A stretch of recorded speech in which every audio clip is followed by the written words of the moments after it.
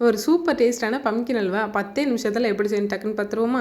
ஒரு மீடியம் சைஸில் இருக்கிற பம்கினை தோல்லாம் சீவிட்டு அலசிட்டு நல்லா பீட்ரூட்லாம் துருவீங்கல்ல, அதில் வச்சு நல்லா துருவி எடுத்து வச்சுக்கோங்க. இப்போ பாத்திரம் வச்சுட்டு 2 ஸ்பூன் மட்டும் நெய் சேர்த்துட்டு, முந்திரி இருந்துச்சு அப்படின்னா அதை மட்டும் வறுத்து தனியாக எடுத்து வச்சுக்கோங்க. இப்போ இதே நெய்யிலே வந்துட்டு நம்ம துருவி வச்சுருக்கிற பம்கினை உள்ளே சேர்த்துட்டு அடுப்பு சிம்மிலே வச்சு வதக்கி விட்டுக்கோங்க. தண்ணி எதுவுமே சேர்த்துறாதீங்க, நல்லா அதுவே வெந்து வந்துடும். மூடி வச்சு வேக வச்சிட்டிங்க அப்படின்னா நல்லா வெந்துடும். அப்பப்போ மட்டும் இடையில ஒரு 2 டைம் கிட்ட மட்டும் எடுத்து எடுத்து கலரி விட்டுக்கோங்க. இந்த மாதிரி ஒன்று போல் திறந்ததுக்கு அப்புறமேட்டு எடுத்து பார்த்தீங்க அப்படின்னா நல்லா வெந்திருக்கும். இப்போ இதிலே வந்துட்டு இனிப்புக்காண்டி 3/4 கப் வரைக்கும் ஜீனி, அதோட ஒரு 3 ஏலக்காயும் தட்டி சேர்த்துக்கோங்க. நல்லா வாசனையாக இருக்கும். ஒரு பிஞ்ச் மட்டும் உப்பு சேர்த்துக்கோங்க. அவ்வளோதாங்க. சக்கரைலாம் நல்லா கரைஞ்சதுக்கு அப்புறமேட்டு நம்ம வறுத்து வச்சுருக்கிற நட்ஸு ஃபைனலாக மட்டும் ஒரு 2 ஸ்பூனுக்கு நெய் சேர்த்துக்கோங்க. அவ்வளோதாங்க. சுட சுட சர்வ் பண்ணுங்க. சூப்பராக சாப்பிடுவாங்க. கலர் எதுவுமே சேர்க்காதனால குழந்தைகளுக்கும் கொடுக்கலாம், நல்லா சாப்பிடுவாங்க.